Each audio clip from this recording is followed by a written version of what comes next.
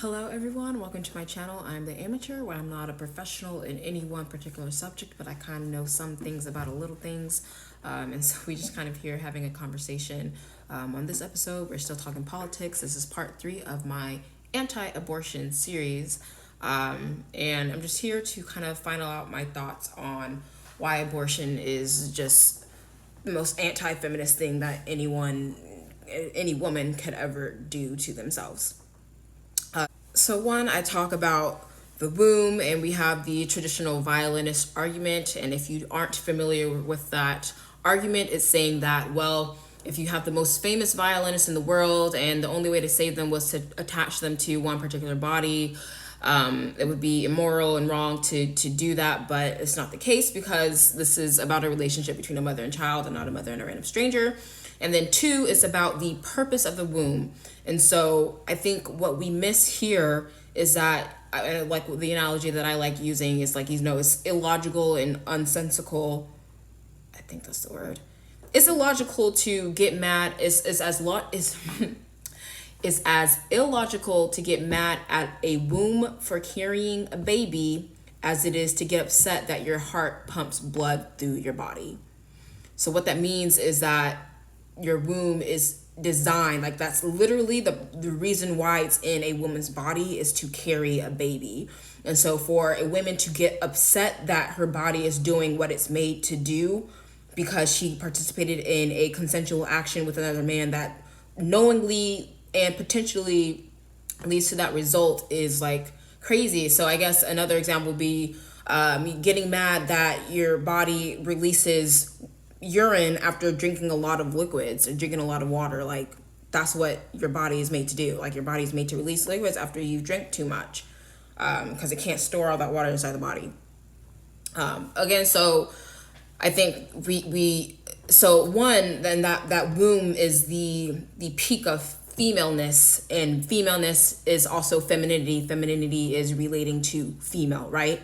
And so the womb is, again, I think it's not to limit or reduce women down to their sex, because we know that women is more than their sex, but it has to start there. So we can't know what a woman is or what a man is without first saying, well, they are first female, and then we can go on to all the great attributes and horrible attributes of women and the great attributes and horrible attributes of men, right? And so again, the woman's body is designed and purposed to bear children, to create life, nurture life, grow, care for the offspring of a family.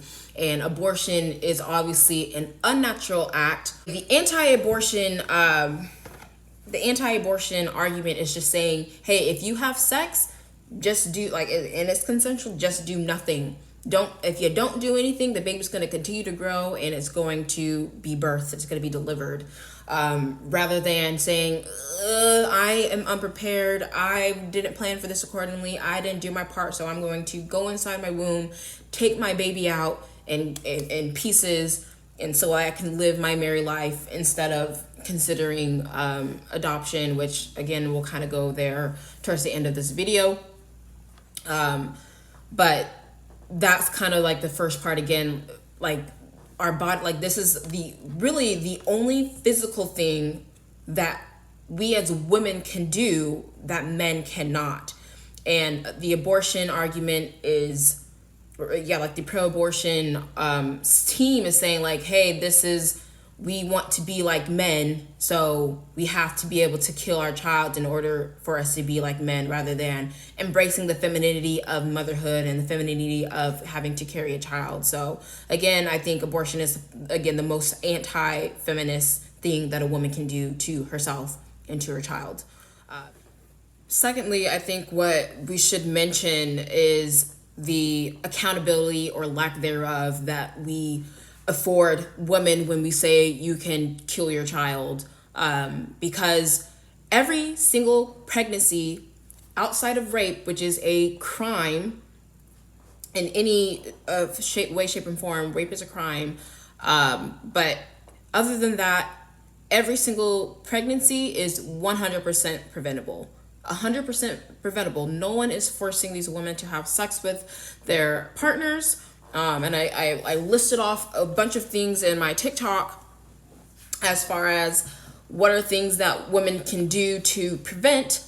Obviously, first and foremost is abstinence. That is the peak form of my body, my choice. You are doing exactly what you want with your body, which is not abstaining from sex, abstaining from practices that could potentially result in an STD or in a baby and all the other emotional, spiritual complications that go along with having sex with someone outside of marriage. Additionally, you can, and this is not something that I would actually promote. I think I promote abstinence first and foremost is probably the easiest thing that you can do. But if you are dead serious about never, ever, ever, ever wanting children again, you can get a full or partial hysterectomy. So that's either removing your womb so that you can't be impregnated to begin with. Like it's going to be literally impossible to be impregnated, or removing your ovaries. So removing everything that you would need to actually get pregnant. And so I think those are things that Planned Parenthood offers. Whatever, if like you're super, super serious, even though there's super other complications, you might change your mind. You might want children later. It's going to change and mess up your hormones, what have you. But that is an option that you can have. You can do tubal ligations, which again, a little bit more another surgery is a little bit more successful at preventing pregnancies, not 100%. I know that there have been some women who have gotten pregnant with the tubal ligation in.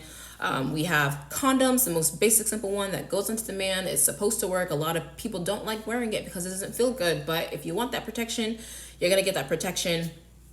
Birth controls, again, they are birth controls for men, pill-wise, but men don't like the way that it makes them feel. They don't like the way that it reacts to the body, and so they choose not to get it. Women are comfortable, so it would seem, with the side effects of birth control pills, and so that's the choice of the woman that they're making. Even if it comes with all these side effects, you're the ones, if you're taking it, you're the ones that are saying, I'm okay with having these side effects as long as it reduces my chance of pregnancy. And of course, like with all the other like ways that I mentioned that you can prevent pregnancy outside of abstinence or like literally removing your womb, those all come with the risk of pregnancy, no matter how small. That's something that you have to do, or something that you are risking anytime you engage in sexual activities with your heterosexual partner. And so also again, something that I wouldn't condone, but I mean, if you just need to rock your socks off, get your rocks kicked, I don't know what the phrase is, sex with a woman, vibrators are a big thing I hear. I don't know why I said it like that. And then lastly, vetting your partners. All these women are having sex with men that they don't know from their left and their right. Like they don't know who they are, and they're not asking the right questions if they're actually concerned about not getting pregnant by someone that they don't think is good enough to be the father of their child, which is like, why are you having sex with them? Or two, they don't think that person would be responsible enough to stay around and help raise the child, which again, why are you having sex with them?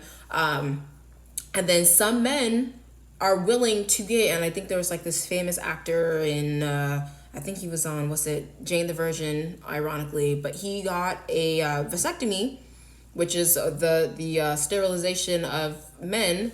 So he got, and that's reversible, but he got a vasectomy. So like women, ask your partners, hey, would you be willing to get a vasectomy? Or do you have a vasectomy? Like no one's stopping you from asking these questions of your partner, if that's something that you're actually concerned about. So what I'm trying to say is, if you're going to be concerned about having unwanted pregnancies, you need to act like you're concerned about having unwanted pregnancies. I'm really concerned about having unwanted pregnancies. That's why I'm still a virgin. I'm waiting for someone to marry, put a ring on it. That's the terms and conditions of access to this womb. So these are just the things that you have to consider when you are trying to have sex with somebody. Again, I just 100% recommend wait until someone puts a ring on it. waiting until it's someone that you actually can trust and that you love the person for who they are without having sex with them, tends to bring out the better results. Lastly, it's, and I saw this in a Onion, oh my gosh, I saw this in the Onion show. It was talking about object permanence. And I was like, well, that's the entire pro-abortion argument. They have literally zero object permanence. So the fact that the baby that they would love and cherish and would be willing to give up once they're outside of the womb, they are not willing to do so while inside the womb, as far as like, hey, that baby's still the same baby, even though you can't see him or hear him or touch him or know that he's there for a lot of the time. And so it's just kind of like, that kind of brings us back to the first video where we talk about the relationship of the child to the mother, which is a special relationship that offers or that requires special protection under law. Because again, there are some things that a mother can do to her own child that would be really weird for her to do to somebody else's child. Not to mention anything, but yeah. So I think that's all that I really have to say about abortion at this time. I know we have a couple of cases going up to the Supreme Court to potentially overturn Roe v. Wade, which honestly, I don't even think that it needs to be overturned. I think we just need to understand that technically mothers already have legal obligations to the child in the law, and we need to just use those. I think the 14th Amendment, which is what was used to create Roe v. Wade, is also the same amendment that would theoretically overturn them, because it's saying the right to life. That is kind of where the right to life is embedded. And so, again, that should apply to every human being under the law, because that is not a right that we give as a government or as people to others. That's something that we already have and already own. And that's kind of where the right to self-defense comes in, which again is kind of on trial with the Kyle Rittenhouse case, but a little besides the point. So I hope you enjoyed this series. Hopefully you learned a little bit of information. If you have anything that kind of contradicts with what I say, I'm more than welcome to discuss with that in the comments. So please like, comment, share, and we'll get started into the next series, which is going to talk about why feminism is trash. Thanks for watching. See you in the next video.